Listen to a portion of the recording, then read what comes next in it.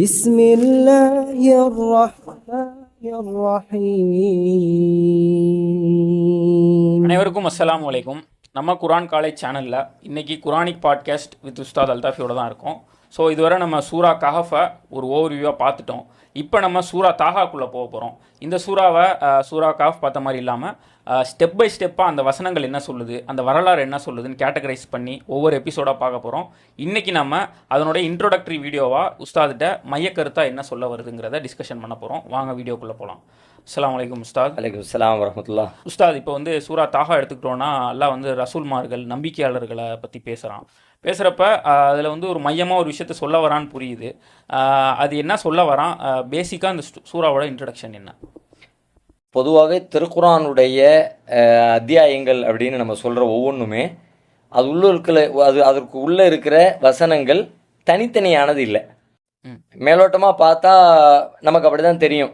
எதையோ ஒன்று பேசிக்கிட்டு வரும்போது வேறு எதையோ ஒன்று சம்மந்தம் இல்லாமல் பேசுகிற மாதிரி, தேவைக்கு ஏற்ப அந்த கால சூழலுக்கு ஏற்ப என்னமோ அல்லாஹ் சொல்லியிருக்கிறான் போல இருக்குன்னு நம்மளை நாமே திருப்திப்பட்டு கொள்ளக்கூடிய ஒரு சூழல் தான் இருக்குது மேலோட்டமாக பார்க்கும் பொழுது. அதனால தான் பல நேரங்களில் பல பேருக்கு குரானோட நெருங்க முடியலை.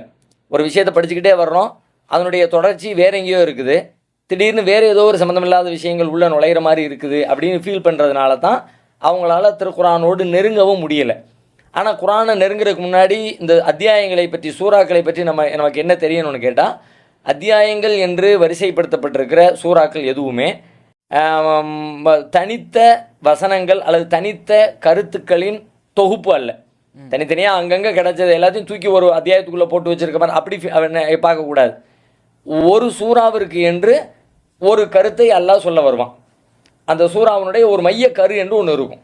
அந்த கருவை வலுப்படுத்துவதற்கு என்னென்ன தேவைகளோ அதைத்தான் அந்த அத்தியாயத்தில் அல்லாஹ் பேசுவான்.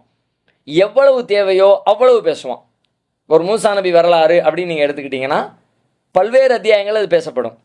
ஆனால் இந்த அத்தியாயத்தில் இதில் அல்லாஹ்வுடைய இந்த சூறாவில் அல்லாஹ் எதை வலியுறுத்த விரும்புகிறானோ அந்த வலியுறுத்துறதுக்கு மூசா நபியினுடைய வரலாற்றில் எவ்வளவு தேவையோ அவ்வளவு மட்டும் இருக்கும். மற்ற எல்லாமே இங்கே வராததுக்கு காரணம் என்ன? வேற ஒரு அத்தியாயத்தில் வேற ஒரு தேவைக்காக வேண்டி அங்கே வேற ஒரு விஷயத்தை அல்லாஹ் பேசுவான். இப்போ இப்படி தான் இந்த குரானுடைய கட்டமைப்பு அமைந்திருக்கிற. இந்த புரிதலோடு நாம் பார்த்தோம்னா வசனங்களை ஒன்றுக்கும் இன்னொன்றுக்கும் இடையில் ஆழ்ந்து கவனத்தை செலுத்தும் பொழுது ரெண்டு வசனங்களுக்கு இடையே சம்மந்தம் இல்லாததை போல தோன்றுகிற ரெண்டு செய்திகளுக்கு இடையில் ஒரு இணக்கம் இருக்கும். ஒரு மைய சரடை நோக்கி எல்லாமே போய் சேரும். அதனுடைய மைய கருவை வலுப்படுத்தக்கூடிய வகையில் தான் அதனுடைய ஒவ்வொரு வரலாறுகளும், ஒவ்வொரு அறிவுரைகளும், ஒவ்வொரு போதனைகளும் எல்லாமே அப்படி தான் போய் லிங்க் ஆகும். அந்த அடிப்படையில் இப்போ நம்ம சூரா தாஹா 20வது அத்தியாயம், இந்த அத்தியாயத்தை நம்ம பார்த்தோம்னு சொன்னால் திருக்குரானுடைய மொத்த மையக்கரு இந்த சூறாவில் சொல்லப்படுகிறது. ஒன்று மொத்த மையக்கருனா என்ன? அல்லாஹ்வின்பால் அழைப்பது. அல்லாஹ்வே இந்த பிரபஞ்சத்தினுடைய படைப்பாளன், அவனைத்தான் வணங்க வேண்டும், அவனுக்கே எல்லா அதிகாரமும் இருக்கிறது, எல்லாமே அவனுக்கு சொந்தமானது, அவனே இதனுடைய உரிமையாளன், அவனை தாண்டி அவனிடமிருந்து விலகி யாரும் எதுவும் சென்று விட முடியாது. எனவே அவனுக்கே நாம் கட்டுப்பட்டு அவன் கற்றுத்தருகிற வாழ்க்கை நெறியை கடைபிடிக்க வேண்டும் என்பதை வலியுறுத்துகிற மொத்த குரானுடைய கான்செப்டு இந்த அத்தியாயத்தினுடைய ஒரு கான்செப்ட். அதிலிருந்து விலகி செல்லலாம், அதுவும் இதற்குள்ளே பேசப்படுகிறது. அதை தாண்டி இந்த கருத்தை சொல்வதற்காக வேண்டி அல்லாஹ் பல்வேறு தூதர்களை அனுப்புகிறான். தூதர்களுடைய வருகை முடிந்ததற்கு பிறகு அந்த தூதரை பின்பற்றக்கூடிய முஸ்லீம் உம்மாவில் இருக்கிற மார்க்க அறிஞர்கள், தலைவர்கள் அந்த பொறுப்பை தங்களுடைய தலைகளில் சுமந்து கொண்டு பணிகளை செய்கிறாங்க. இப்போ இந்த பணிகளை செய்யக்கூடியவர்களுக்கு பல்வேறு வகையான உளவியல் ரீதியான ஆற்றல்கள் தேவைப்படுகிறது, ஆளுமைகள் தேவைப்படுகிறது, சிந்தனை திறன் தேவைப்படுகிறது. உதாரணமாக அவங்க இந்த பிரச்சாரத்தை முன்னெடுக்கும் பொழுது சில நேரங்களில் சொல்லி சொல்லி சொல்லி சொல்லி எதுவுமே மாற்றங்கள் நிகழலை என்று பார்க்கும் பொழுது ஒரு வகையான மனச்சோர்வு ஏற்படும். அப்படி இந்த மனச்சோர்வு ஏற்படுகிற பொழுது அப்போ நமக்கு ஒரு ஆறுதல் சொல்ல வேண்டிய ஆறுதல் தேவைப்படும். இந்த அத்தியாயத்தை நீங்கள் படித்தீங்கன்னா அந்த ஆறுதல், யார் இந்த பணியை முன்னெடுக்கிறாங்களோ அவங்களுக்கு மனச்சோர்வு ஏற்படுகிற நேரத்தில் அந்த சோர்விலிருந்து அவர்களை விடுவிக்கிற ஆறுதல் இந்த அத்தியாயத்தினுடைய மையம். அதை தாண்டி ஆறுதல் மட்டுமல்ல, அவருக்கு பல்வேறு விஷயங்கள் தேவைப்படும். அவருக்கு தேவைப்படுற அத்தனை உளவியல் கூறுகளும் இந்த அத்தியாயத்தில் பேசப்படுகிறது. உதாரணமாக அவர் முன்னெடுத்து செல்லக்கூடிய இந்த பிரச்சார பணியில் அவர் சில சங்கடங்களை, கஷ்டங்களை சந்திப்பார். அப்போது அதை பொறுத்து கொள்ளக்கூடிய மன வலிமை அவருக்கு தேவைப்படும். இந்த அத்தியாயம் அதை அவருக்கு வழங்குகிறது. அவர் சில போராட்டங்களை முன்னெடுக்கிற பொழுது பெரும் ஆதிக்க சக்திகளை எதிர்த்து நிற்க வேண்டிய தேவை வரும். அப்பொழுது அஞ்சாமல் பயப்படாமல் உறுதியோடு நிலை கொண்டு அதை எதிர்க்க வேண்டிய போராட்ட குணம் அவருக்கு தேவைப்படும். அதை இந்த சூறா வழங்கும்.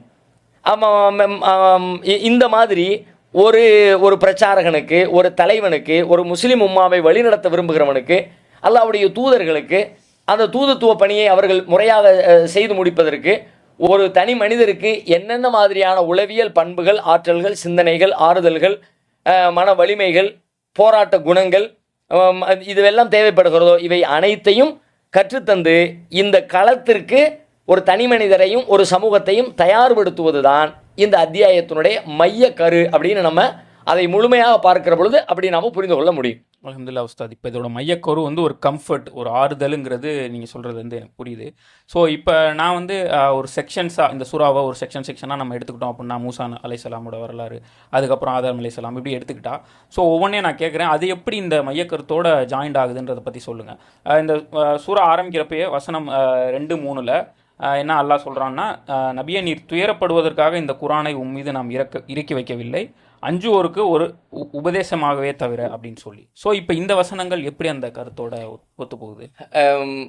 ஒன்னொன்னே நம்ம அலசுவோம் இன்ஷா அல்லாஹ். ஒவ்வொன்றுமே அதை நோக்கி நம்மளை அழைச்சிட்டு போகும். ஆனால் அது மட்டுமே நம்ம பார்க்க போகிறதில்ல. இதை தாண்டி பல விஷயங்கள் இருக்கிறது. மைய கரு என்று சொல்வது இதனுடைய பிரதானமான அம்சமும் பிரதானமான நோக்கமும்.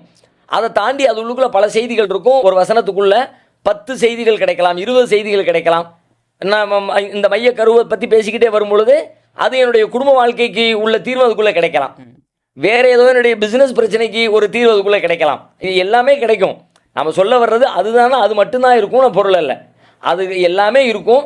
அதில் இது பிரதானமாக தூக்கலாக இது இருக்கும் என்பது தான் அதனுடைய அம்சம். இப்போ நீங்கள் என்ன கேட்குறீங்க, அதனுடைய துவக்கத்தில் அல்லாஹ் என்ன சொல்கிறான், மா அன்சல்னா அலைக்கல் குர்ஆன லித்தஷ்கா இல்லா தذ்கிரத்தல் லிமன் யக்ஷா.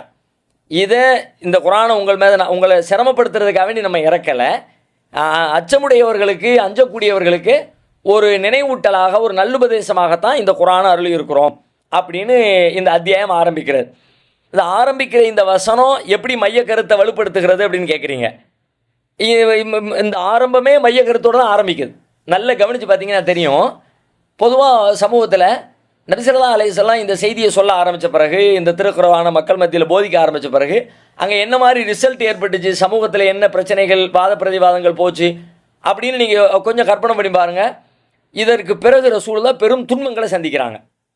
அதுக்கு முன்னாடி வரைக்கும் ரசூலுல்லாஹ் அப்படி ஒரு துன்பத்தை சந்திக்கலை தானே. திருக்குர்ஆன் அருளப்பட்டதுக்கு பிறகு தான் அவர்களுடைய துன்பகரமான வாழ்க்கை ஆரம்பமாகிறது. அதுக்கு முன்னாடி வரைக்கும் ஆகப்பெரும் இன்பகரமான ஒரு வாழ்க்கையை ரசூலுல்லாஹ் வாழ்ந்துக்கிட்டு தான் இருந்தாங்க.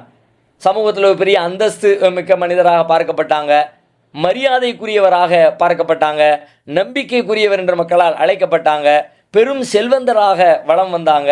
அவங்களுடைய துணைவி அன்னை ஹதீஜா ரலியல்லாஹு அன்ஹா அவர்களை திருமணம் செய்து கொண்டதன் வழியாக பொருளாதார ரீதியாக ஒரு பெரும் உயர்நிலையை நபிகளார் அடைஞ்சாங்க. அப்போ சமூக அந்தஸ்து, மரியாதை, புகழ், பொருளாதாரம் இப்படியெல்லாம் எல்லா வகையிலையும் ஒரு சிறப்பான ஒரு அந்தஸ்து நிறைந்த வாழ்க்கையை வாழ்ந்துக்கிட்டு இருந்த நபிகளாருக்கு 40 வயதுக்கு பிறகு வாழ்க்கை எப்படி மாறுதுன்னு கேட்டால் அப்படியே உல்டாவாகுது. அவங்க எல்லா வகையிலையும் சிரமங்களை சந்திக்கிறாங்க. சமூகத்தில் அவங்கள ஆகா ஓகன்னு புகழ்ந்தவங்க எல்லாம் அவங்கள புழுதி வாரி தூற்ற ஆரம்பிச்சிட்டாங்க. இப்போ என்ன தோணும் இயல்பாகவே, இது இந்த குர்ஆனுங்கிற பேரில் ஒன்று அந்த மனுஷன் படாத பாடுபட்டுக்கிட்டு இருக்காரியா, இது யாரெல்லாம் அதை ஏற்றுக்கிட்டாங்களோ எல்லாரும் பெரிய துன்பத்தில் தான் இருக்கிறாங்க அப்படிங்கிற மாதிரியான ஒரு உளவியல் அங்கே உண்டாயிருக்கும்ல. அந்த உளவியலுக்கு முதல்ல தீர்வு சொல்லி, அப்படி நீங்கள் நினைக்கிற மாதிரி இல்லை, ஊர் உலகம் பேசிக்கிற ரசூலுல்லாவுக்கு அந்த கருத்து இருக்குன்னு நம்ம புரிஞ்சிக்க தேவையில்லை. ஊர் உலகத்தில் அப்படி பேசிக்கிறீங்களப்பா, அதெல்லாம் கிடையாதுப்பா மான்சல்லாம். அதை ரசூலுல்லாவுக்கு பேசுகிற அந்த அந்த அந்த தொனியில் பேசுகிறான். இந்த ரசூலுல்லாவை நோக்கி பேசிய காரணத்தினால ரசூலுல்லாஹ் அப்படியான உணர்வில் இருந்தாங்கன்னு புரிஞ்சிக்க கூடாது. ரசூலுல்லாஹ் ஒரு காலத்துலேயும் குர்ஆனை சிரமமாகவோ அல்லாஹ்வுடைய இந்த மார்க்க போதனைகளை சிரமம் தரக்கூடியதாகவோ அவங்க ஃபீல் பண்ணவே இல்லை.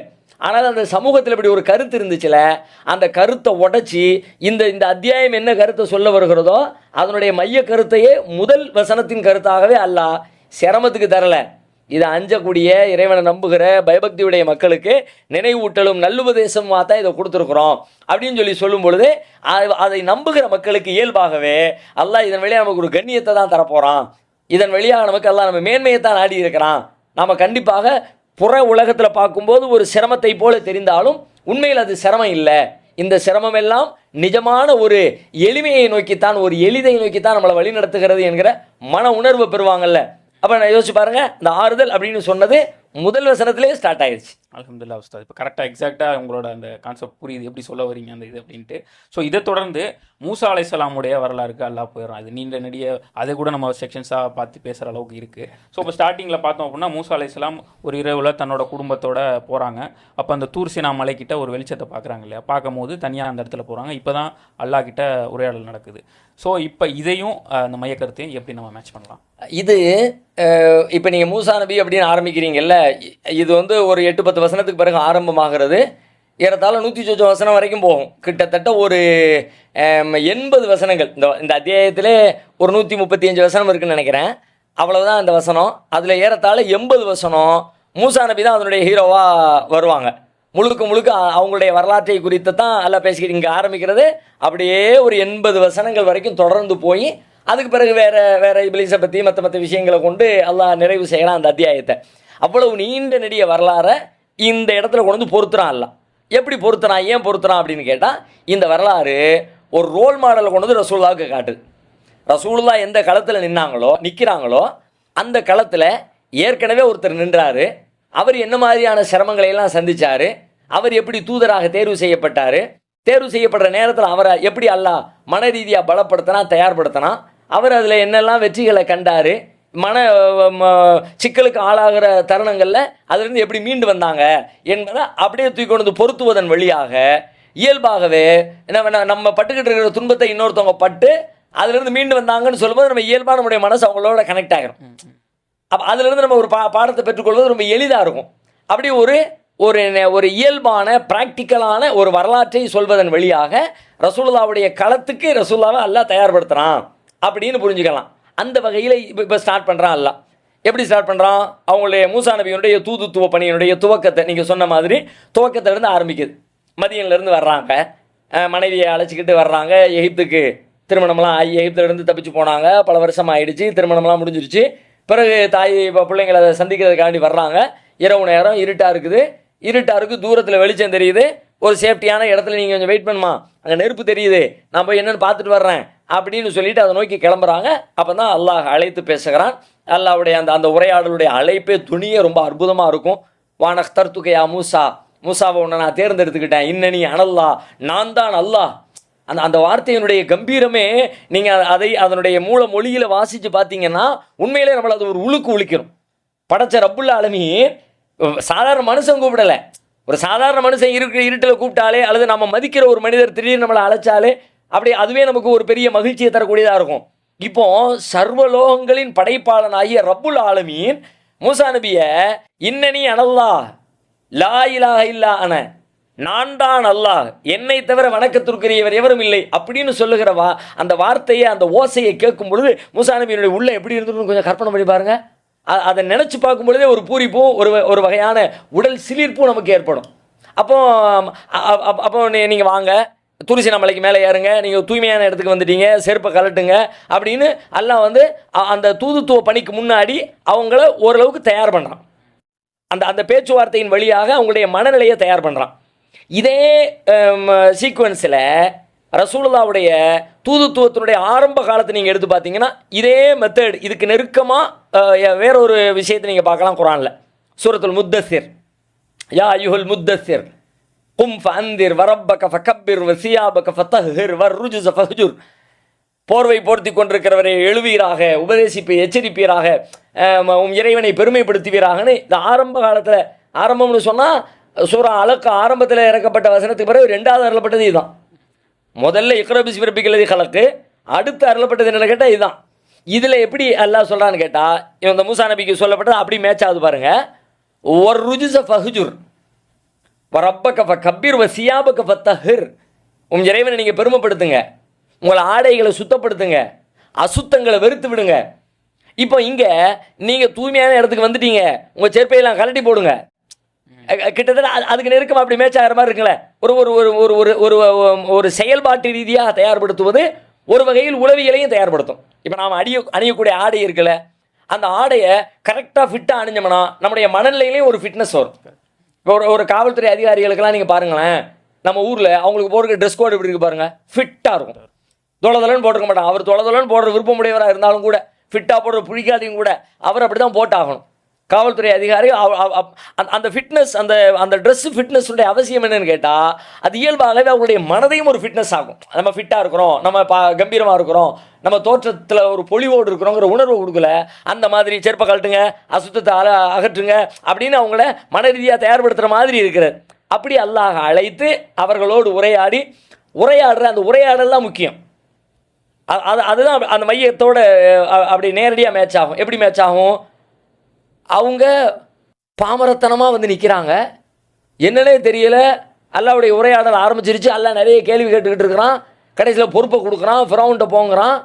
மூசா நபிக்கு பயம் தாங்க முடியலை. எல்லாம் என்ன சொல்கிற நீ, என்ன நடக்கும், எங்கே போக சொல்கிற நீ, ஃபிரௌன்ட்ட போக சொல்கிற, ஆல்ரெடி நான் ஒருத்தனை கொலை பண்ணிட்டு வேறு வந்திருக்கிறேன், போனால் பழிக்கு பழி வாங்கிடுவாங்க, என்னை ஏற்றுக்க மாட்டாங்க, பொய்ப்படுத்துவாங்க, அவங்க முன்னாடி போய் நின்னா எனக்கு பேசவும் நாக்கு கூட வராது அப்படின்னு மாறி மாறி மறுவுறாங்க. ஒரு பலகீனமான மனநிலையில் இருக்கிறாங்க. இந்த பலகீனமான மனநிலையில் நம்மளால் முடியுமா அப்படின்ற இடத்துல இருக்கிற மூசா அலைஹிஸ்ஸலாத்தை அல்லாஹ் சான்றுகளை கொடுக்குறான், அற்புதங்களை கொடுக்குறான். ஒமா அத்தில் கபி யமீனிக்கையா மூசா, மூசாவே உன் வலது கரத்தில் இருப்பது என்ன, தூக்கி போடு. அவங்க கம்புங்கிறாங்க, கம்பை வச்சு இலையை பறிப்பேன், தலையை பறிப்பேன், ஊனிக்குவேன், வச்சுக்குவேன் அப்படின்னு. அது மட்டுமா, அது நீங்கள் பார்த்துக்கிட்டு இருக்கிற கம்பு, இப்போ நான் சொல்கிற கம்பை பாருங்கள், எரிங்க உங்கள் கம்புங்கிறான். தூக்கி போட்டால் பாம்பாசி வருது, திரும்பவும் பயப்படுறான். ஐயோ நோ ப்ராப்ளம், பயப்படாதீங்க, பிடிங்க. அப்போ இந்த சான்றுகளையெல்லாம் கொடுத்து அவர்களுடைய மனதை திடப்படுத்தி அதுக்காண்டி அனுப்பி வச்சான்ல, அந்த மாதிரி நீங்களும் பயப்படுற மனநிலையில் இருந்து நான் பயப்பட வேண்டிய அவசியம் இல்லை, என்னிடமிருந்து உங்களுக்கு சான்றுகள் வருது. அவரை எப்படி பலப்படுத்தணும் அப்படி உங்களை பலப்படுத்துவேன். அப்படி பலகீனமாக அஞ்சு நடுங்கி கொண்டிருந்தவர் ஃபிரௌனுடைய சபையில் போய் கம்பீரமாக கர்ஜிச்சாங்களே, அந்த மாதிரி நீங்களும் போய் கர்ஜனை பண்ணுங்க. ஏன்னா அவங்க கூட இருந்து அவங்கள கண்காணிச்சுக்கிட்டு இருந்த ரப்பு இப்போ உங்கள் கூட இருந்து உங்களை கண்காணிக்கிறான். இப்போ இதை கேட்கும்போது எப்படி இருக்கும் ரசூலுல்லாஹ்வுக்கு? அந்த இடத்துலேருந்து யோசிச்சு பாருங்கள். அல்லாஹ்வுடைய தூதராக களத்தில் வந்துட்டாங்க, என்ன பல்வேறு கேள்விகள் அவங்களுக்கு வந்திருக்கும். இப்படி ஒரு சமூகம், மொத்த சமூகமும் எதிர்த்து நிற்குது, நம்ம ஒரு தனி மனுஷனாக நிற்கிறோம், நமக்கு எந்த சப்போர்ட்டுமே இல்லை, எல்லாருமே எதிரிகளாக இருக்கிறாங்க, அப்போ நம்ம என்ன பண்ணுறதுங்கிற ஒரு கேள்வி உள்ளத்துக்குள்ளே இயல்பாக வந்தே தீரும். அப்போ அந்த வருகிற அந்த கேள்விகளுக்கெல்லாம் மூசா நபியினுடைய இந்த வரலாறு அழகாக பதில் சொல்லி அவங்களுடைய மனநிலையை அடுத்த கட்டத்துக்கு தயார் பண்ணுது. அல்ஹம்துலில்லாஹ் உஸ்தாத். இப்போ அதை தொடர்ந்து மூசா அலைஹிஸ்ஸலாம் ஒரு துவா கேட்குறாங்க இல்லையா, ரப்பி ஷ்ரஹ்லி சத்ரி வயசிர்லி அம்ரி வஹ்லுல் உக்ததம் மின் லிசானி வயஃப்கஹு கௌலி. இதிலிருந்து நீங்கள் சொல்கிற அந்த மைய கருத்தை நான் நல்லாவே புரிஞ்சுக்க முடியுது. என் மனசை விசாலமாக்கு, என் வேலையை ஈஸி பண்ணு, அதுக்கப்புறம் நான் பேசுகிறத அவங்களுக்கு புரிஞ்சுக்கணும் அப்படிங்கிறத ஒரு துவாவாகவே சொல்லும் போது அந்த மைய கருத்து அழகாக மேட்ச் ஆகுது. அது மட்டும் இல்லை, அதை தாண்டி அது ஒரு பெரிய சிலபஸ். அது அந்த துவா பிரார்த்தனைங்கிறது நீங்கள் ஒரு பெரிய பாடத்திட்டமாகவே நடத்தலாம். ஒரு ஒரு தனி மனிதனை ஒரு பெரிய ஆளுமை நிறைய மனுஷனாக மாற்றுறதுக்கு என்னென்னலாம் தேவையோ அது எல்லா கூறுகளும் அதுக்குள்ளே இருக்குது. முதல்ல நீங்கள் யோசிங்க, சாதாரணமாக ஒரு ஒரு ஒரு தனி மனிதன் தன்னுடைய பலவீனத்தை உணரணும், அவன் பெரும் மனிதனாக உருவெடுக்கணும், பெரும் பணிகள் செய்யணும் அப்படின்னா அவன் தன்னை ஏமாற்றிக்கிட்டு இருக்கக்கூடாது. தன்னை ஏமாத்துறதுனா என்ன? ஒன்றுமே தெரியாது, நமக்கு எல்லாம் தெரியும், சில பேர் நினச்சிக்கிட்டு இருப்பான் பார்த்தீங்களா, ஆக்சுவலி ஒன்றுமே தெரியாது, ஆனால் அவர் தன்னைத்தானே ஏமாற்றுவார். ஊர் உலகத்தை ஏமாத்துறவன் ஒரு கேட்டகரி, தன்னை ஏமாற்றிக்கிறான் அதை விட மோசம் இல்லையா? இப்படிப்பட்ட ஆட்கள்லாம் தலைமை ஏற்க முடியாது, வழி நடத்த முடியாது. அப்போ முதல்ல தன்னுடைய பலவீனம் என்னங்கிறது தெரியணும். அப்போ தான் அந்த பலவீனத்திலிருந்து பலத்தை நோக்கி பலவீனத்தை பலமாக மாற்ற முடியும். இப்போ இவங்களுக்கான பலவீனம் தெரிகிறது, என்னெல்லாம் பலவீனம் இருக்குது அதை எல்லாத்தையும் அல்லாட்ட ஒப்படைக்கிறாங்க. எனக்கு இப்போ பல சிக்கல் இருக்குது, எனக்கு நாக்கு பேச வராது, உள்ளமும் நெருக்கடியில் இருக்குது, இந்த மாதிரி நேரத்தில் டீம் சப்போர்ட்டும் இல்லாமல் இருக்கிறேன், தனி மனுஷனாக உட்காந்துக்கிட்டு இருக்கேன், இது எல்லாத்துக்கும் நீ தான் ஹெல்ப் பண்ணணும் அப்படின்னு சொல்லிட்டு பலவீனத்தை முதல்ல புரிந்து அதற்கான வழியை, அதிலிருந்து விடுபடுவதற்கான வழியை முன்வைக்கிறாங்க. அப்போ ரசூலுல்லாஹ் அல்லாஹ் அப்படி ஒரு செய்தியை சொல்கிறான், உங்களுடைய பலவீனம் என்னங்கிறது நீங்கள் அனலைஸ் பண்ணிக்கோங்க, அதன் வழியாக ஒரு செய்தி மறைமுகமாக சொல்லப்படுகிறது. அடுத்து என்ன, அந்த பிரார்த்தனைகள் ஒன்று ஒன்றா கேட்குறாங்க. ஒன்று ஒன்றே பாருங்கள், ரப்பி ஷ்ரஹ்லி சத்ரி, யாரெல்லாம் என்னுடைய நெஞ்ச விரிவாக்கு. நெஞ்ச விரிவாக்கு அப்படின்னா ஒரு மனம், இந்த களத்துக்கு போகிற என்னுடைய மனம் அதை ஏற்று அதில் வரக்கூடிய எல்லா சிக்கல்களையும் ஏற்று எதிர்கொள்ளக்கூடிய மனப்பக்குவத்தோடு இருக்கும். மன வலிமை வேணும் எனக்கு, அந்த வலிமையை எனக்கு கொடு. மனம் சரியில்லாட்டி எவ்வளவு வாய்ப்புகள் இருந்தாலும் பயன்படுத்த மாட்டான். மனம் தெளிவாக இருந்துச்சுன்னா எவ்வளவு சிக்கல் இருந்தாலும் நீச்சல் அடித்து போராடி வெளியே வந்துடுவான். அப்போ முதல்ல என் மனசை தயார் பண்ணு, ரப்பி ஷ்ரஹ்லி சத்ரி, என்னுடைய நெஞ்சை நீ விரிவாக்கு அப்படின்னு பேசிக் கோரிக்கையை முன்வைக்கிறாங்க. வயசிரலி அம்ரி, அடுத்து பாருங்க, என்னுடைய காரியத்தை லேசாக்கு. திட்டம் எவ்வளோ பெருசாகவும் இருக்கலாம், ஆனால் செயல்படுத்துகிற முறை ரொம்ப சின்னதாக உடச்சி ஈஸியாக இருக்கும். ஏம்மா நீங்கள் 50 வருஷத்துக்கு பிளான் போடுங்க, அந்த 50 வருஷ பிளானை 5 நிமிஷம் பைட்டாக நீங்கள் உடைக்கணும்.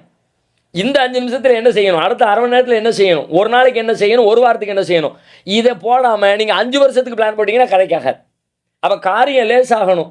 எஸ்ஸிரலி அம்ரி, லேசாக செஞ்சுக்கிட்டே இருக்கணும், கடைசியில் வேலை முடிஞ்சிடணும். அது மாதிரி என் காரியத்தை லேசாக்கி கொடு. ஒரு திட்டமிடலுக்கான பேசிக்கை போட்டு கொடுக்குறான். வஹலுல் உக்தத்தம் மின் லிசானி யஃப்கஹு கௌலி. அதை விட முக்கியமாக ஒரு டீம் லீடருக்கு என்ன அவசியம்னு கேட்டால், தன்னுடைய கருத்தை கன்வே பண்ணுவது ரொம்ப முக்கியம். நான் புரிஞ்சுக்கிட்ட மாதிரியே உங்களுக்கு புரிய வைக்கணும். அதுக்கு என்ன தேவை? நல்ல பேச்சாற்றல் தேவை, நாவாற்றல் தேவை. அதை கேட்குறாங்க. என்னுடைய நாவின் முடிச்சுகளை அவிழ்த்து கொடு. ஏன் தெரியுமா? யஃப்கஹு கௌலி, நான் சொல்கிறேன் தெளிவாக புரிஞ்சுக்கணும், அதுக்கு தகுந்த மாதிரி அப்படிங்கிறாங்க. அது ஒரு லீடர்ஷிப் குவாலிட்டி, ஒரு தூதுத்துவ பணி, அதுக்கு ரொம்ப முக்கியமானது. இப்படின்னு அதில் வந்திருக்கிற ஒவ்வொரு செய்திகளுமே ஒரு தனி மனிதனை பெரிய ஆளுமை நிறைந்த மனிதனாக மாற்றுவதற்கான விஷயங்களை அவங்க பிரார்த்தனையாக அல்லாஹ் இடத்துல முன் வச்சாங்க. அதை அல்லாஹ் ரசூலுல்லாஹ்வுக்கு ஒரு பாடமாக சொல்லி, அது மாதிரி நீயும் உனக்கு தேவையானது எல்லாத்தையும் ரெடி பண்ணிக்கப்பா, அப்போ தான் நீயும் அடுத்த கட்டத்தில் நிலைச்சி நிற்க முடியும் என்கிற ஒரு போதனையை அதில் அல்லாஹ் அவங்களுக்கு சொல்லி தர்றான் அப்படிங்கிறது புரியுது. ஓகே உஸ்தாத். இப்போ இது தொடர்ந்து ஃபிரௌன் எல்லா ஆண் குழந்தைகளை கொல்றான். அந்த ஸ்டோரியை இப்போ அட்ரஸ் பண்ணுறான்ல. இப்போ இவங்க மூசா அலைஹிஸ்ஸலாம் பிறக்கிறாங்க, அவங்களுடைய குழந்தை பருவத்துக்கு வந்துடுது. அவங்களோட தாயாருக்கு ஒரு செய்தியாக கிடைக்கிது, பெட்டியில் வச்சு அனுப்பிச்சிருங்கன்னு சொல்லி. இப்போ டேரெக்டாக அவங்க ஃபிரௌனோட வீட்டுக்கே போயிடுறாங்க, அங்கே தான் வளர்கிறாங்க. ஸோ இந்த விஷயத்துக்கும் இந்த இன்சிடெண்ட்டுக்கும் இந்த கம்ஃபர்ட்டுங்கிற அந்த ஆறுதல், அந்த மையக்கருத்துக்கும் எப்படி நம்ம சம்பந்தமே பலகீனமாக இவர்கள் நமக்கு பெரிய அளவில் நம்முடைய பணிக்கு பயன்படவே மாட்டார்கள்னு உங்கள் அறிவு சொல்லக்கூடிய ஆட்கள் எல்லாம் கூட உங்களுடைய பணிக்கு பயன்படுறவங்களா மாறிடுவாங்க, யோசிக்குங்க அப்படிங்கிற ஒரு செய்தி இருக்குது. ஒரு தாய், ஒரு பெண், ஒரு பலவீனமானவள். மூசா நபிங்கிறத விட்டுருங்க, மூசா நபியுடைய அம்மா தான் நினைப்போம். இப்போ இந்த இடத்துல மூசா நபியுடைய பிறப்பு சம்பந்தமாக தான் எல்லாம் பேசுகிறான். மூசா நபியுடைய அம்மா, மூசா நபியுடைய அக்கா, 2 பேர் இருக்கிறாங்க. இந்த 2 பேரும் ஒரு பெரும் சதிகார அரசனுக்கு எதிரான வேலையை செய்கிறாங்க. ஃபிரௌனுடைய ஆர்டர் என்ன? ஆம்பளை பிள்ளைங்களை பூரா காலி பண்ணணும். இப்போ தனக்கு பிறகு இந்த ஆம்பளை பிள்ளையை காப்பாற்றணும். அப்படின்னா என்ன அர்த்தம்? ஃபிரௌனுக்கு எதிரான களத்தில் மூசா நபி வர்றதுக்கு முன்னாடி மூசா நபியுடைய அம்மா வந்துட்டாங்கன்னு அர்த்தம், மூசா நபியுடைய அக்கா வந்துட்டாங்கன்னு அர்த்தம். பெண்கள் பலகீனமானவங்க, அவங்க என்னத்தை பெருசாக சாதிச்சிட போகிறாங்க அப்படியெல்லாம் நம்ம நினைப்போம். ஆனால் நீங்கள் போகிற பாதைகளில் எப்படியெல்லாம் உனக்கு உதவி வரும்னு தெரியாது. அரியாபுரத்தில் உதவிகள் வந்து சேரும், நீங்கள் நினைச்சே பார்க்க மாட்டீங்க. ஒரு மிருகத்தின் வழியாக உங்களுக்கு உதவி வந்து சேரும், ஒரு பறவையின் வழியாக உதவி வந்து சேரும், ஒரு எறும்பின் வழியாக உதவி வந்து சேரும். கிட்டத்தட்ட அந்த மாதிரியான ஒரு பலகீனமான 2 படைப்புகளை தான் இங்கே காட்டுறான். அவங்க அம்மா பிள்ளைய ஆற்றுல போடும்போது எப்படி அவருடைய வெறுமையை ஃபீல் பண்ணினாங்க குர்ஆன் சொல்லுது. நாம் அவங்களுக்கு அந்த வெறுமையை போக்கணும், இல்லாட்டி அவங்க பெரிய நெருக்கடிக்கு ஆளாயிருப்பாங்க. அவங்கள நம்ம பலப்படுத்தி இந்த பணியினுடைய துவக்க கதாநாயகர்கள் அவங்க தான். மூசா நபி என்கிற ஒரு பெரும் ஆளுமை ஃபிரௌனுடைய சபையிலே வளர்ந்து ஆளாகி அவர்கள் உருப்பெறுவதற்கான துவக்க பணி என்பது முதற்கட்ட பணி தான், ரொம்ப பெரிய சவால். அந்த பணியை அவங்க அம்மா செய்கிறாங்க, ஆற்றுல தூக்கி போடுறாங்க. அக்கா என்ன பண்ணுறாங்க? ஆற்றுல பெட்டி போகிற திசையிலே சேர்ந்து போகிறாங்க. போய் உள்ளுக்குள்ளே போய் அங்கே போய் அந்த அந்த ஏரியாவை செட் பண்ணுறாங்க. பால் கொடுக்குறதுக்கு பிள்ளை தானே வேணும், நம்மகிட்ட ஒரு அம்மா இருக்கிறாங்க, அதெல்லாம் பிள்ளை பால் கொடுப்பாங்க, குழந்தை எடுத்துக்கோ வச்சுக்கோ அப்படின்ட்டு மீண்டும் அம்மா கையில் தம்பியை தூக்கிட்டு அம்மா கையில் சேர்க்குற வேலையை அக்கா வழியாக பார்க்குறான். அப்போ அல்லாஹ் நீங்கள் போகக்கூடிய இந்த பாதையில் உங்களுக்கு ஒன்றுமே இல்லை, ஹெல்ப்புக்கு ஆள் இல்லை நீங்கள் நினைக்காதீங்க. நீங்கள் சுற்றி இருக்கிறதெல்லாம் உதவி செய்ய தகுதியற்றவங்க நீங்கள் நினைப்பீங்க. ஆனால் நீ நினைக்காத புறத்தில் அதையெல்லாம் உதவியாக மாற்றுகிற ஆற்றல் அல்லாஹ்வுக்கு இருக்குது அப்படிங்கிறத அல்லாஹ் இதில் சொல்கிறேன். ஓகே உஸ்தாத். இப்போ திரும்ப அல்லாஹ் ப்ரெசண்ட்டுக்கு வரான். மூசா அலைஹிஸ்ஸலாமை ஃபிரௌன்ட்ட போய் மீட் பண்ண சொல்கிறான். ஃபிரௌனுன்றவன் சாதாரண ஒரு ஆள் கிடையாது, அவன் ரொம்ப அத்தாரிட்டி உள்ள ஆள், ஆர்மி எல்லா பலமும் அவனுக்கு இருந்திருக்கு. ஸோ அப்படி இருக்கப்போ அவன்கிட்ட போக சொல்கிறான் இல்லையா? அந்த மீட்டிங் நடக்குது.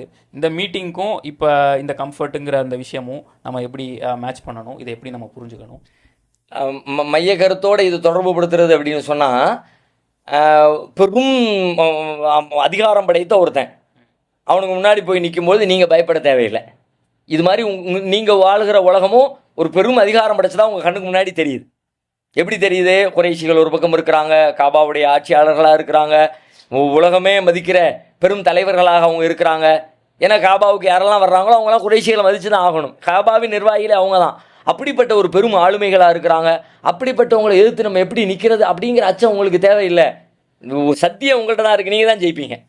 எப்படி ஃபிரௌனை ஒன்றுமில்லாமல் அழிச்சமோ, கடைசியில் நீரில் மூழ்கி ஒன்றுமில்லாமல் அட்ரஸ் இல்லாமல் ஆக்கணுமோ, அது மாதிரி அசத்தியமாக நிற்கிறவங்க எல்லாத்தையும் ஒன்றுமில்லாமல் ஆக்குவோம் அல்லாஹ். அல்லாவுக்கு அந்த ஆற்றல் இருக்கிறது, இதே மாதிரி உங்களுக்கும் நிகழும், உங்களுடைய வாழ்க்கை நிகழும் அப்படின்னு ஒரு மறைமுக முன்னறிவிப்பு கூட எடுத்துக்கலாம். நேரடியாக சில வசனங்கள் முன்னறிவிப்பு தந்துச்சு, இவங்கெல்லாம் அவ்வளோதான், ஒரு கட்டத்தில் இவங்களை எல்லாத்தையும் அல்லாஹ் இது பண்ணுவான், நீங்கள் தான் ஜெயிப்பீங்க அப்படின்னு நேரடி முன்னறிவிப்புகளை கொடுத்தான். கத்தபல்லாஹு ல அகலி பண்ண அனவ ருசுலி, நானும் என் தூதரும் ஜெயிப்போம் என்பதை அல்லாஹ் விதித்து விட்டான். குரானில் ரசூல்லா ஜெயிக்கிறதுக்கு முன்னாடி அல்லாஹ் முன்னறிவிப்பு கொடுத்தான். ரசூல்லா தைரியமாக நின்னாங்க. அது நேரடியாக சொன்னான், மக்கா வெற்றி பெறும், நீங்கள் தான் ஜெயிப்பீங்க, உங்கள் கையில் வரப்போகுது என்று சொன்ன மாதிரி இங்கே மறைமுகமாக சொல்கிறான், அத்தனை பெரிய சாம்ராஜ்யத்தை வீழ்த்தி யார் பலவீனர்களாக கருதப்பட்டாங்களோ அவங்க கையிலே மீண்டும் அந்த சாம்ராஜ்யம் ஒப்படைக்கப்பட்டுச்சு. இப்போ நீங்கள் பலவீனர்களாக நீங்கள் இருக்கிறீங்க. ஏன்னா இது அருளப்பட்ட காலம் பெரும் நெருக்கடியான காலம். இந்த ஆறுதல் ஏன் தேவைப்படுது, இந்த வரலாறுலாம் ஏன் தேவைப்படுதுன்னு யோசிங்கன்னா, கிட்டத்தட்ட மக்கா வாழ்க்கையினுடைய இடைக்காலம்னு சொல்லலாம். அதனுடைய ஆரம்பமும் இல்லை, அதனுடைய கடைசியும் இல்லை, இடைக்காலம் கடும் நெருக்கடி நிறைந்த காலம். ஒன்றும் பண்ண முடியலை. முகமதுடைய பக்கம் முகமது பார்க்க போகிறான்னு தெரிஞ்சாலும் விட மாட்டாங்க. முஸ்லீமும் இஸ்லாமும் குரானும் அல்லான்னு என்னத்தையா பேசினா முடிஞ்சு போச்சு. அப்படியான கடும் நெருக்கடி நிறைந்த காலகட்டம். அப்போ அந்த காலகட்டத்தில் இந்த வரலாறு சொல்லும் பொழுது இன்னும் கொஞ்ச நாள் தான் தாக்கு பிடிப்பான், அல்லாஹ் வந்து பெரும் வெற்றியை தந்துடுவான், இதே நாம தான் ஆள போகிறோங்கிற ஒரு மன உறுதி கிடைக்கும்ல. அதே மாதிரி சொன்னான், மறைமுகமாக இதில் சொன்னான். நிஜமாக ரசூலுல்லாவுக்கு அடுத்த ஒரு 8-10 வருஷத்துக்குள்ளாக மீண்டும் அவங்கள அந்த தலைவராக அல்லாஹ் குடியமர்த்தினான்ல, உட்கார வச்சான்ல, அந்த விஷயத்தை இதன் வழியாக அல்லாஹ் நமக்கு சொல்கிறான்னு நம்ம புரிஞ்சுக்கலாம். ஓகே சார், இது தொடர்ந்துமே அந்த இதுக்கடுத்து பேச சொல்லிட்டான் அல்லாஹ். இப்போ வந்து செயல்பாடு ரீதியாக ஒரு போட்டி நடக்குது சூனியக்காரர்களோட. அப்படின்றப்ப இதையுமே அந்த கம்ஃபர்ட்டோட மேட்ச் பண்ணி பார்க்கலாம் இல்லையா? அந்த சூனியக்காரர்கள் இது பண்ணுறாங்க, இவங்க கைத்தடியால் அது எல்லா பாம்புகளையும் விழுங்கிருது. அப்படின்றப்ப இதுவும் அதே கான்செப்டில் அந்த அதை விட முக்கியமாக இன்னொன்று சொல்லுது, இந்த அவங்களுடைய சகோதரி அம்மா வந்து பலகீனமான ஆட்கள் வழியாக கூட நீ அரியாபுரத்தில் உனக்கு உதவி வந்துருங்கிற மாதிரி ஒரு செய்தி வந்துச்சு, பலப்படுத்துச்சு. இது என்ன சொல்லுதுன்னு கேட்டால், நீங்கள் எதிரி நினைக்கிற ஆளே உங்களுடைய கொள்கையை தூக்கி சுமக்கிற பக்கபலமான வீரர்களாக மாறி போயிடுவாங்க. இவங்க எதிரியாக வந்து நிற்கிறாங்க. சூனியக்காரர்கள் ஃபிரௌனுடைய நெருக்கமானவர்களாக ஃபிரௌன் சார்பில் வந்து இன்றைக்கி தொலைச்சி கட்டுறோம் அவரை, நாம தான் ஜெயிக்கிறோம் அப்படிங்கிற அளவுக்கு சூழடிச்சிட்டு வந்து நிற்கிறாங்க. அப்படி நிற்கிறவங்கள அல்லாஹ் அப்படியே தலைகீழாக புரட்டி, அதுக்கு முன்னாடி நீங்கள் இவங்களாம் எப்படி அப்படின்னு நீங்கள் நினைப்பீங்க, இவங்களை எப்படி எதிர்கொள்ள போகிறோம்னு, கடைசியில் அவர்களே உங்களுக்கு பின்னால் வரக்கூடிய மக்களாக மாறிடுவாங்க. அப்படி எத்தனை நடந்துச்சு. உமர் இப்னு கத்தாப் ரலியல்லாஹு அன்ஹு அவங்களெல்லாம் அப்படி ரசூலுல்லாஹ்வை வீழ்த்தணும்னு நினச்ச ஒரு பெரும் தலைவராக இருந்தாங்க. அபூ சுஃபியான் ரலியல்லாஹு அன்ஹு அவங்க போர்க்களத்தில் எதிரியானுன்னு போரே இட்டாங்க. இப்போ இவங்க எப்படி வந்து நின்று கைத்தை தூக்கி போட்டு களத்தில் போரிட்டாங்களோ, இது ஒரு வகை போராட்டம் தானே, சத்தியத்துக்கு எதிரான அசத்தியத்தின் போராட்டம் தானே. இதே மாதிரி நிஜமான களத்தில் காலித் பின் வலீத் வந்து நின்னாங்க, போரிட்டாங்க. முஸ்லீம் படை வீரர்களுடைய கழுத்துக்கள் மீது அவர்களுடைய ஆயுதம் தாக்கியது, அபூ சுஃபியான் அவர்களுடைய ஆயுதம் தாக்கியது. ஆனால் அவர்களே பிற்காலத்தில் இதை தூக்கி பிடிக்கிற மாதிரி போயிட்டாங்கல்ல. கிட்டத்தட்ட அந்த செய்தி. அப்படியெல்லாம் நீங்கள் நினைக்கிற மாதிரி இல்லை, எதிரிகள்லாம் இல்லை எதிரியாகவே இருப்பான்னு அவசியம் இல்லை. தேவைப்பட்டுச்சுன்னா அப்படி தலைகீழாக புரட்டி அந்த பெரும் சாம்ராஜ்யத்தை வீழ்த்துறதுக்கு உங்களுக்கு எதிரான என்னவங்களே உங்களுக்கு ஆதரவாக மாற்றுகிற வல்லமை அல்லாவுக்கு உண்டு, அதை நீங்கள் நம்புங்கன்னு அல்லாஹ் ரசூலுல்லாஹ்வுக்கு சொல்கிறான். இப்போ உஸ்தாத், இப்போ மூசா அலைஹிஸ்ஸலாம் ஃபிரௌனோட சாப்டர் முடிஞ்சக்கப்புறம் சாமிரின்ற ஒரு கேரக்டர் உள்ளே வருது. இப்போ இந்த வரலாறு எடுத்துக்கிட்டோன்னா அவங்க மலைக்கு போயிடுறாங்க, கீழே பார்த்தா காளை கன்று தங்கமால ஆனதை இது பண்ணி அதை கும்பிட ஆரம்பிச்சிடுறாங்க இல்லையா? ஸோ இப்படி பார்க்கும்போது இதில் வந்து கம்ஃபர்ட் எப்படி மேட்ச் ஆகுதுங்கிறத நான் புரிஞ்சுக்கணும். அதாவது வழி தவறுகிற மக்கள் நம்ம சொல்லுவோம், நம்ம சீர்திருத்தம் பண்ணின உடனே எல்லாம் கரெக்டாக நடந்துடும் அவசியம் இல்லை. அதில் குட்டி கலாட்டம் பண்ணுற சில பேர் இருப்பான், அவன் ரூட்டை மாற்றி நம்ம நேர்வழிக்கு கொண்டு வந்த மக்களை கூட தப்பான ரூட்டில் கொண்டு போயிடுவான். என்னடா ஆச்சேன்னு தலையில் கை வச்சிடாதே, வந்து நில்லுங்க, களத்தில் வந்து நில்லுங்க, ஏண்டா உன் பஞ்சாயத்தை நேடு, நேருக்கு நேராக டீல் பண்ணுங்க, சிங்கத்தை அதன் குகையில் சந்திக்கிறதுவாங்கள்ல அந்த மாதிரி பஞ்சாயத்து பேர்வர்களை டைரெக்டாக கூப்பிட்டு அட்டாக் பண்ணுங்க, அதை ஒன்றும் இல்லாமல் அடித்து வீழ்த்துங்க. எப்படி வீழ்த்துங்க? மூசா நபி வந்தாங்க, காளைய மாட்டை தூக்கிட்டு வாங்கினாங்க, என்னடா உன் பஞ்சாயத்து என்ன இப்படிலாம் பண்ணாங்க, தூதர் போனாருங்க, அவருடைய மண்ணள்ளி போட்டாங்க, அது சத்தம் போட்டுச்சுங்க, அப்படியா அதுக்காண்டி கடவுள் ஆயிருமா, தூக்கிட்டு வா, எரிச்சு கரிச்சு சாம்பலாக்கி கடலில் தூக்கிடுவேன், ஒன்றும் இல்லாமல் ஆக்கிவிட்டாங்க. அது மாதிரி அசத்தியம் தலை தூக்கும், ஆனால் அசத்தியத்துக்கு ஆற்றல் கிடையாதுங்கிறத சொல்கிற மாதிரி அடித்து நிமித்த வேண்டிய பொறுப்பு உங்களை சார்ந்தது அப்படின்னு ரசூலுல்லாஹ்வுக்கு தூக்கி நிப்பாட்டுறான்ல. ஓகே உஸ்தாத். இப்போ இது மூசா அலைஹிஸ்ஸலாம் இது முடிஞ்சதுக்கப்புறம் டேரெக்டாக ஆதம் அலைஹிஸ்ஸலாமுக்கு அந்த கேட்டகரிக்கு வந்துருச்சு. இப்போ அந்த வரலாறு சொல்கிறப்ப எனக்கு இது டிஃப்ரெண்ட்டாக இருக்குது. இதுக்கு சம்மந்தம் இல்லாத மாதிரி அவங்கள கிரியேட் பண்ணதாக இருக்கட்டும், இப்லீஸ் வந்து சஜிதா பண்ணாமல் மறுத்ததாக இருக்கட்டும், இதை சொல்கிறதுக்கும் நான் இந்த கம்ஃபர்ட்டு எப்படி நான் இதை மேட்ச் பண்ணுறது? உண்மைதான் நீங்கள் சொல்கிறது. இது வரைக்கும் சொன்னது கூட கொஞ்சம் அப்படி முன்ன பின்ன இதுதான் அப்படின்னு யோசிங்கன்னு சொன்னால் திரும்ப திரும்ப யோசிக்கும் போது கண்டறிஞ்சிட முடியும், அதனுடைய மையப்புள்ளிகளை கண்டறிஞ்சிட முடியும். இது ஏதோ ரொம்ப தூரம் தள்ளி போன மாதிரி சம்மந்தம் இல்லாத ஒரு செய்தியை சொல்கிற மாதிரி தெரியும். இல்லவே இல்லை, இதுவும் சம்பந்தத்தோடு தான் சொல்கிறார். அந்த மைய சரடிலிருந்து பிரியவே பிரியாது, அத்தியாயங்கள் எதுவும் பிரியாது. அதை அந்த நோக்கத்தோடு தெளிவோடு நீங்கள் பாருங்கள், அது உங்களுக்கு விளங்கும். என்ன விளங்கும்?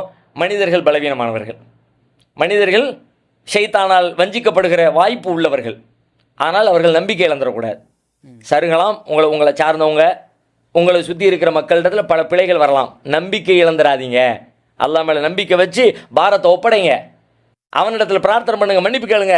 இறைவன் மன்னிக்கிறவனாக இருக்கிறான். எப்படி ஆதம் அலைஹிஸ்ஸலாம் அவங்க அல்லாஹ்வுடைய ஆற்றலை நேரடியாக கண்டவங்க, அல்லாஹ்வுடைய கரங்களால் நேரடியாக படைக்கப்பட்டவங்க, அல்லாஹ்வால் நேரடியாக ஜன்னத்துக்குள்ளே குடியமர்த்தப்பட்டவங்க, அல்லாஹ்விடமிருந்து நேரடியாக இஸ்முகள் பெயர்கள் அனைத்தும் கற்றுக் கொடுக்கப்பட்டவங்க, அல்லாஹ்வுடைய வல்லமையை கண்ணுக்கு கண்ணாக காண்கிற பாக்கியம் படைத்தவர் தான். ஆனாலும் அப்படிப்பட்ட ஒரு பேர் ஆளுமை கூட ஷைத்தானுடைய வஞ்சகத்தை அறியாமல் வீழ்ந்ததை போல நீங்களும் வீழ்ந்து விட வாய்ப்பு இருக்கிறது. கவனமா இருங்க, ஷைத்தான்ட்ட எச்சரிக்கையா இருங்க. சரி, ஒருவேளை நீங்க வீழ்ந்துட்டீங்களா, வீழ்ந்துட்டோம் என்ன பண்றது அப்படின்னு சொல்லி சோர்ந்துடாதீங்க. மீண்டும் அல்லாஹ்வை நோக்கி வாருங்க, அல்லாஹ் உங்களை மன்னிச்சு அரவணைச்சுக்குவான். அல்லாஹ் விட்டு விலகி போயிடாதீங்க. நான் தன்னுடைய கருணையை பறைசாற்றுகிறேன்.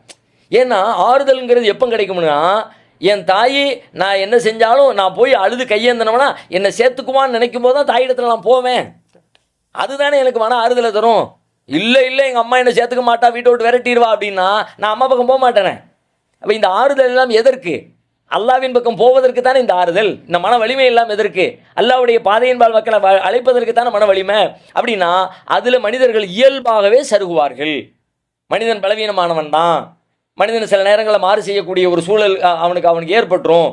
அந்த மாதிரி தருணத்தில் நீங்கள் சோர்ந்துட வேண்டிய அவசியம் இல்லை. நம்பிக்கையோட ரப்புல் ஆலமீன் கிட்ட வாங்க, அவன் உங்களை மன்னிச்சு ஏற்றுக்குவான் என்று சொல்லுகிற பொழுது அல்லாவின் மீதான நெருக்கமும் பாசமும் இன்னும் அதிகரிக்கும். நாம் இந்த பணிக்கு தயாராக மாறிடுவோம். உஸ்தாத், இதுக்கப்புறமா சில வசனங்கள் வந்து மறுமை நாளை அட்ரஸ் பண்ணி பேசுது இல்லையா? அதில் இப்போ இதை வந்து நான் மையக்கருத்தோடு எப்படி மேட்ச் பண்ணணுன்றது எனக்கு புரியல எக்ஸாக்டாக. அதை பற்றி சொல்லுங்களேன். மறுமை சம்பந்தமாக இதுக்கு பிறகு ஒரு நீண்ட வசனங்கள், மறுமையினுடைய நிகழ்வுகள், அங்கே என்னவெல்லாம் நடக்கும், மனிதர்கள் எப்படி எழுப்பப்படுவாங்க அப்படிங்கிறது அதில் பேசப்படுகிறது. மொத்த குர்ஆனுடைய கான்செப்டே மறுமைக்காக மனிதர்களை தயார் செய்கிறது தானே. நீ இந்த உலகத்தில் வாழ்கிறது இந்த உலகத்தோடு முடிஞ்சு போகிறது இல்லை, இந்த உலகத்துக்கு பிறகு உனக்கு ஒரு நிஜமான வாழ்க்கை இருக்குது அப்படிங்கிறத சொல்கிறது தான்.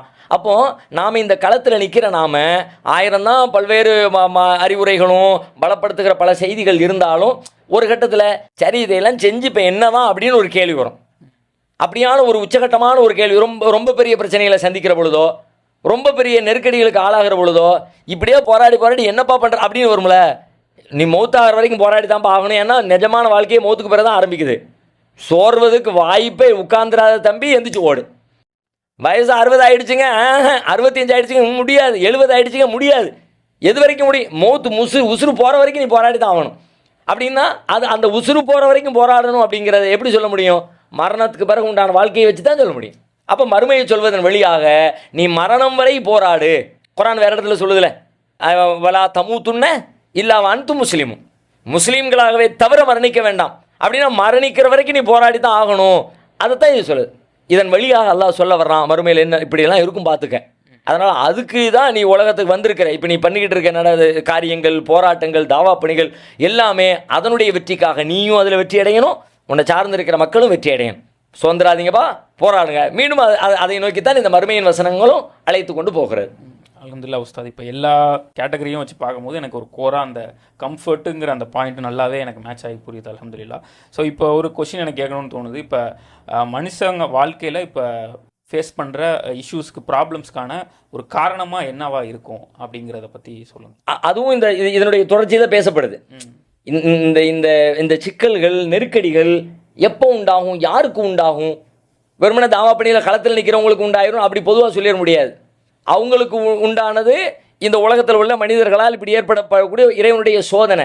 ஆனால் உலகத்தில் நிஜமான மன நெருக்கடிகளை சந்தித்து வாழ்கிற யாராக இருப்பாங்கன்னு கேட்டால், யார் அல்லாஹ்வுடைய இந்த போதனைகளை குறிப்பாக இந்த திருக்குரானை விட்டு விலகுறாங்களோ அவங்களுக்கு தான் இந்த உலகத்தில் நெருக்கடிகள், சிக்கல்கள்.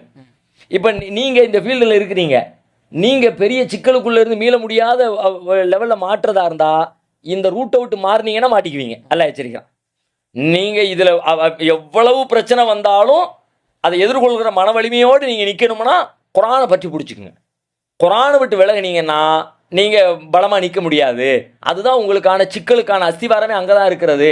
அதை தான் அங்கே பேசுகிறான் அல்லாஹ். வமன் அகரல் அன் திக்ரி ஃப இன்னலஹு மஈஷத்தன் லன்கா. என்னுடைய அறிவுரையை திக்ரனா குரானை, என்னுடைய குரானை யார் புறக்கணிக்கிறாரோ மஈஷத்தன் லன்கா, அவருக்கு நெருக்கடியான ஒரு வாழ்க்கையை கொடுப்போம். ஒன் அஷ்ருஹு யௌமல் கியாமத்தி ஆமா, உலகத்தில் நெருக்கடி மட்டும் இல்லை, கியாமத்தில் அவரை குருடராக எழுப்புவோம். அவர் வந்து கேட்பார், லிமா ஹஷர்த்தனி ஆமா, யாரெல்லாம் என்னை எதுக்கு நீ குருடனாக எழுப்புற? நான் தான் வக்கது குந்து பசீரா, நான் பார்வையுடைய நான் உலகத்தில் இருந்தேனே, உலகத்தில் வாழும்போது எல்லாத்தையும் பார்த்தேனே வச்சேன், இப்போ என் கண் இல்லாமல் எழுப்பிட்டிய.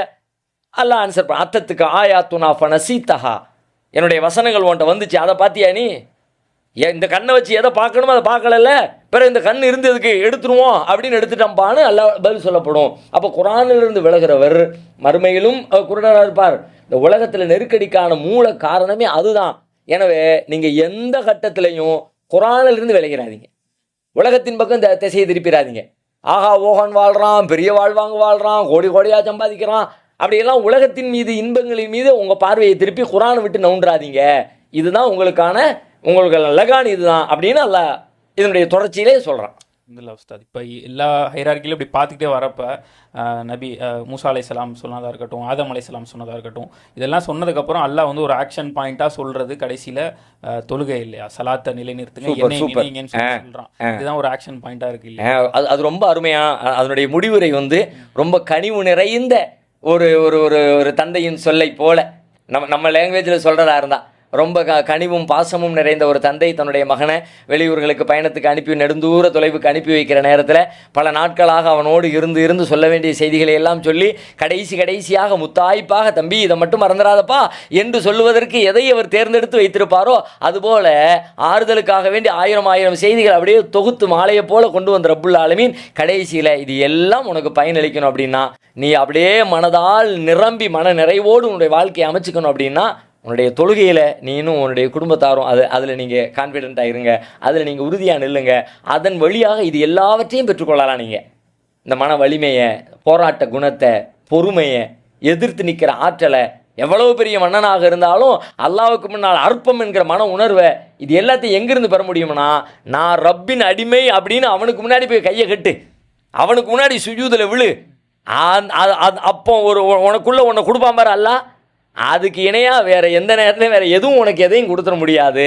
எனவே அதை நீங்கள் பற்றி பிடிச்சிருக்கீங்க. தொழுகையின் வழியாக அல்லாஹ் நிறைவு செய்வது ரொம்ப அற்புதமாக இந்த மைய கருத்தை, வாழ்வியலின் மைய கருத்தை, திருக்குரானுடைய மைய கருத்தை அனைத்தையும் ஒன்று சேர்த்து சொல்வதை போல அந்த இறுதி வசனங்கள் அமைஞ்சிருக்கிறது. அல்ஹம்துலில்லாஹ் உஸ்தாத், இப்போ இதிலிருந்தே ஒரு தொழுகையை மையப்படுத்தி வந்துருச்சு. இப்போ நம்ம தொழுகையை விட்டுட்டோம், தொழுகையில் கான்சன்ட்ரேஷன் இல்லைன்றப்பயே இந்த விஷயங்கள்லாம் நம்மளால் பண்ண முடியாதுங்கிற கரெக்ட் புரிஞ்சுக்கலாம் இல்லையா? அதனால் இன்ஷா அல்லாஹ் எனக்கும் சரி நம்ம எல்லாருக்குமே அல்லாஹ் வந்து தொழுகை நிலை நிறுத்துகிற பாக்கியத்தை தரணும்.